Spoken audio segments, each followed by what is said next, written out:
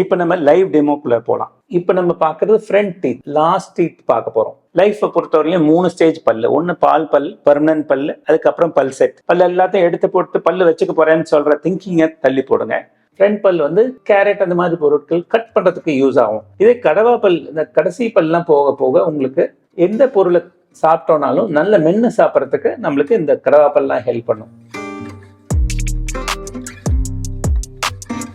பொதுவாக நீங்களும் உங்கள் ஃப்ரெண்ட்ஸும் சில பேர் பேசிகிட்டு இருக்கும்போது பல்லில் நிறைய சொத்தை வருது, பல்லெல்லாம் எடுக்க வேண்டியிருக்கு, சில சமயம் பல்லெல்லாம் ஆடிட்டு இருக்கும். ஸோ பல்லெல்லாம் ஆடிட்டு இருக்கு, எல்லாத்தையும் எடுத்து போட்டு நம்ம பல்லை ரீப்ளேஸ் பண்ணிக்கலாம் அப்படிங்கிற மைண்ட் செட்டில் சில பேர் இருப்பீங்க. அவங்களுக்கு இந்த வீடியோ ரொம்ப இன்ஃபர்மேட்டிவாக இருக்கும். நான் இந்த டெமோவில் I show you and explain என்ன அட்வான்டேஜஸ் இருக்கிற பற்களை காப்பாற்றுறதுல அப்படிங்கிறது நீங்கள் புரிஞ்சுக்கிற மாதிரி ஒரு இன்ஃபர்மேஷன் இன்றைக்கி நான் கொடுக்குறேன். இப்போ பல்லை பராமரிக்கிறத பற்றி நான் உங்களுக்கு ஒரு ஹிண்ட் கொடுத்தேன். பல்லை பராமரிக்கிறதுனா என்ன, 2-3 விதமாக வச்சுக்கலாம். ஒன்று வந்து சின்ன சின்ன சொத்தைகளை அடைச்சிடறோம். ஆனால் எப்போ அடைக்கலாம், பல்லு வந்து வலி வர்றதுக்கு முன்னாடி மட்டும்தான் அடைக்க முடியும். வலி வர்ற ஸ்டேஜில் ஒன்று பல்லை எடுக்கணும், இல்லை வேர் ட்ரீட்மெண்ட்னு ஒன்று பண்ணணும். வேர் ட்ரீட்மெண்ட் அதெல்லாம் பண்ணும்போது பார்த்தீங்கன்னா பல்லோட ஸ்ட்ரென்த் வந்து 10 மடங்கு குறையும். அதனால பல்லை வந்து ஆரம்ப நிலைமையில வலி வர்றதுக்கு முன்னாடி அடைக்கணும். எனக்கு எப்படி டாக்டர் தெரியும் கேள்வி கேட்கலாம். அது வந்து ஒரு உதாரணத்துக்கு ஒன்று நம்ம ஃபேமிலி மெம்பரை வந்து ஒரு செக் பண்ண சொல்லலாம். பல்லில் ஏதாவது கருப்பாக இருந்ததுன்னா ஒரு செக் பண்ணலாம். குழந்தைங்களுக்கு ஈஸி, பெரியவங்களுக்கு கொஞ்சம் சிரமமாக இருக்கும் செக் பண்ணும். இல்லைன்னா பல் மருத்துவர்கிட்ட போய் ஒரு 6 மாதத்துக்கு ஒரு முறை அட்லீஸ்ட் இயர்லி ஒன்ஸ் செக் பண்ணோன்னா மிஸ் ஆகாது. சின்ன டாட் ஏதாவது இருந்ததுன்னா டாக்டர் ஐடென்டிஃபை பண்ணுவாங்க. ஏன்னா டாக்டர்கிட்ட சில ஸ்பெஷல் எக்யூப்மெண்ட்ஸ் இருக்கும், அதை வச்சு எக்ஸாமின் பண்ணும்போது அக்யூரேட் இன்ஃபர்மேஷன் உங்களுக்கு கிடைக்கும். ஸோ சின்ன சொத்தை இருந்தால் அடைச்சிக்கணும், இந்த மாதிரி பராமரிக்கலாம்.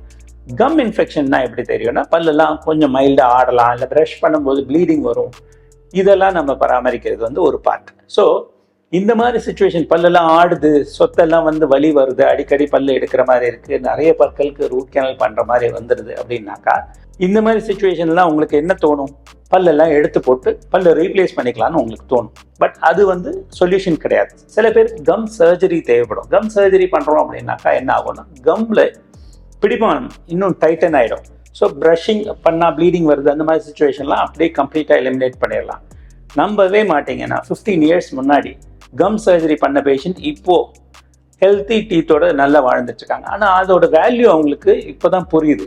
15 இயர்ஸ் கழிச்சு கம் சர்ஜரிஸ்லாம் முடிஞ்சு 15 வருஷம் கழிச்சு என்கிட்ட கேட்குறாங்க, என்னமோ பண்ணீங்க டாக்டர், இன்னும் பல்லெல்லாம் ஆடாமல் நின்றுடுச்சு, அப்போ ரொம்ப ஆடிட்டு இருந்தது, இன்னும் ஸ்ட்ராங் ஆகிடுச்சு. இந்த ப்ரொசீஜர் பேர் தாங்க ஃப்ளாப் சர்ஜரின்னு பேர். கம்ஸ்க்கு அடியில் போய் பண்ணுற ப்ரொசீஜர் பேர் ஃப்ளாப் சர்ஜரி. இப்போ ஆடுற பல்ல எல்லாம் எடுத்தாகணுமா, எடுத்துகிட்டு பல் செட் கட்டணுமா அப்படின்னா தேவையில்லை. எல்லா சுச்சுவேஷன்லையும் தேவையில்லை. இதில் கிரேடிங் இருக்குது, சிவியர், மைல்டு அண்ட் மாடரேட், அதெல்லாம் சுச்சுவேஷன் இருக்குது. ஸோ டென்டிஸ்ட் ஆங்கிள்லேருந்து நாங்கள் இவாலுவேட் பண்ணிவிட்டு மைல்டு அண்ட் மாடரேட் சுச்சுவேஷன், சிவியரில் நம்ம ஒன்றும் பண்ண முடியாது. மைல்டு அண்ட் மாடரேட் சுச்சுவேஷனில் கம் சர்ஜரிஸ் பண்ணிட்டு பல்லை வந்து ஆடிட்டு இருந்த பல்லை கூட ஸ்டெபிளைஸ் பண்ணிக்கலாம். ஸோ எல்லாருக்கும் நான் கேரண்டீடாக நான் உங்களுக்கு சரி ஸ்டெபிளைஸ் பண்ணி கொடுத்துட்றேன்னு சொல்ல முடியாது. ரொம்ப ஆடக்கூடிய பற்கள் நம்ம எடுத்து தான் ஆகணும். ஸோ இந்த மாதிரி சுச்சுவேஷன்ஸ்லாம் வரும்போது நான் இந்த டெமோவில் I will explain you on this. எப்படி வந்து நம்ம டீத்தை நம்மளே ப்ரிசர்வ் பண்ண முடியும், இருக்கிற டீத்தே ப்ரிசர்வ் பண்ணணும். பல்லு எடுத்து போட்டு நான் ரீப்ளேஸ் பண்ணிக்குவேன், பல்லு வச்சுக்குவேன் அப்படிங்கிற திங்கிங்கை வந்து செகண்டரியாக வச்சுக்கணும், லாஸ்ட் ரிசார்ட்டாக வச்சுக்கணும். ஸோ இருக்கிற பற்களை எப்படி பராமரிக்கணுங்கிறது இன்னைக்கு இருக்கக்கூடிய இந்த எக்ஸ்பிளனேஷனில் you will be able to understand through the demo. இப்போ நம்ம லைவ் டெமோக்குள்ளே போகலாம். ஒரு நார்மல் இண்டிவிஜுவலில் எப்படி நம்ம ப்ரிசர்வ் பண்ணுறோம் அப்படிங்கிறத ஹைலைட் பண்ணுற மாதிரி. இப்போ நம்ம பார்க்குறது ஃப்ரண்ட் டீத். ஃப்ரண்ட் டீத்தில் வந்து ஒரு thin layer of deposit form ஆகும்போது நம்ம ட்ரீட்மெண்ட் பண்ணலாம். அப்போ வந்து பல்லோட பராமரிக்கிறது ஈஸி. அதே டெபாசிட் அதிகமாக ஆகும்போது தான் நம்ம இந்த ஷேக்கிங் ஆஃப் த டீத் அதெல்லாம் வரும். அதே மாதிரி இப்போ லாஸ்ட் டீத் பார்க்க போகிறோம், பின்னாடி இருக்கக்கூடிய பற்களை பார்க்க போகிறோம். ஸோ அந்த பின்னாடி இருக்கக்கூடிய பற்கள் பார்க்கும்போது பார்த்தீங்கன்னா இதெல்லாம் பராமரிக்கும் போது நம்ம கடினமான பொருட்களெல்லாம் கடிக்கிறதுக்கு ரொம்ப வசதியாக இருக்கும்.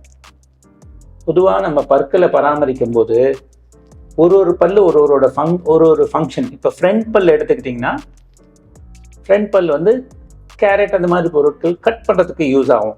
இதே கடவா பல், இந்த கடைசி பல்லாம் போக போக உங்களுக்கு எந்த பொருளை சாப்பிட்டோனாலும் நல்ல மென்று சாப்பிட்றதுக்கு நம்மளுக்கு இந்த கடவா பல்லாம் ஹெல்ப் பண்ணும். ஸோ ஒரு பல்லுக்கு ஒரு பர்பஸ்ங்கிறதுனால ஒரு பல்லுக்கு வேற வேற ஃபங்க்ஷன்னால நம்ம பல்லு எல்லாத்தையுமே ப்ரிசர்வ் பண்ணுறது நல்லது. ஸோ பற்கள் பராமரிப்போட இம்பார்ட்டன்ஸ் உங்களுக்கு இப்போ புரிஞ்சிருக்கும்னு நினைக்கிறேன். இப்போ இந்த வீடியோ மூலமாக உங்களுக்கு ஓரளவுக்கு புரிஞ்சிருக்கும்னு நினைக்கிறேன். பல்லை வந்து நம்ம ஓன் டீத்தை ப்ரிசர்வ் பண்ணி கொண்டு போகிறதோட அட்வான்டேஜ் உங்களுக்கு புரிஞ்சிருக்கும்னு நினைக்கிறேன். லைஃப்பை பொறுத்தவரையிலையும் 3 ஸ்டேஜ் பல். ஒன்று பால் பல், பெர்மனன்ட் பல், அதுக்கப்புறம் பல் செட், ஆர்டிஃபிஷியல் டீத் ரீப்ளேஸ்மெண்ட் வேறு ஃபார்மில் பண்ணுவோம். பட் என்னென்னா முதல் 2 வந்து இயற்கையாக நடக்கிறது. ஆர்டிஃபிஷியல் பல்லை வந்து தள்ளி வைக்கலாமே, நம்ம மனசை வச்சா நம்ம ப்ரொடெக்ட் பண்ணி நம்ம ஓன் டீத்தை ப்ரிசர்வ் பண்ணி கொண்டு போக முடிஞ்சால் நத்திங் லைக் தட். ஸோ பல்லை தூக்கி போட்டு பல்ல எல்லாத்தையும் எடுத்து போட்டு பல்லு வச்சுக்க போகிறேன்னு சொல்கிற திங்கிங்கை தள்ளி போடுங்க. அதே மாதிரி இப்போ 10 பேர் எடுத்துக்கிட்டிங்கன்னா 10 பேரில் ஒருத்தருக்காக நம்ம எல்லாத்தையும் எடுத்துகிட்டு ரீப்ளேஸ் பண்ணுற சுச்சுவேஷனில் தான் இருக்கும். மீதி 9 பேரோட பற்களை வந்து நம்ம பராமரிக்கணும்னு நினச்சா பண்ணலாம்.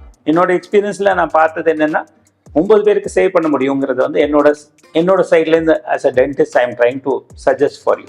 ஸோ நம்ம பல்ல வந்து அந்த சேவ் பண்ண முடியுமாங்கிற திங்கிங்கில் நீங்கள் எப்பயுமே வச்சுக்கிறது நல்லது. அந்த தள்ளி போடலாம். எப்போது அந்த லாஸ்ட் ரிசார்ட் வேறு வழியே இல்லைங்கிறப்ப தான் நம்ம பல்லு ரீப்ளேஸ்மெண்ட் பற்றி யோசிக்கணும். ஸோ லேட்டஸ்ட் ப்ரிசர்வ் வந்து ஃபஸ்ட்டு பால் பல், பர்மனன்ட் பல் நம்ம கையில் இல்லை, இயற்கையாக வர்றது. பட் அந்த 3வது ஆர்டிஃபிஷியலாக ரீப்ளேஸ் பண்ணுறதை தவிர்க்க முடியுமாங்கிறது வந்து டென்டிஸ்ட் கூட டிஸ்கஸ் பண்ணி நீங்கள் you can come with a good conclusion. இப்போ உங்களுக்கு ஃபர்தர் இன்ஃபர்மேஷன் இதை பற்றி வேணும்னா can connect with us at doctor smiles dental centres. The number is given. You can connect with us and know more about it.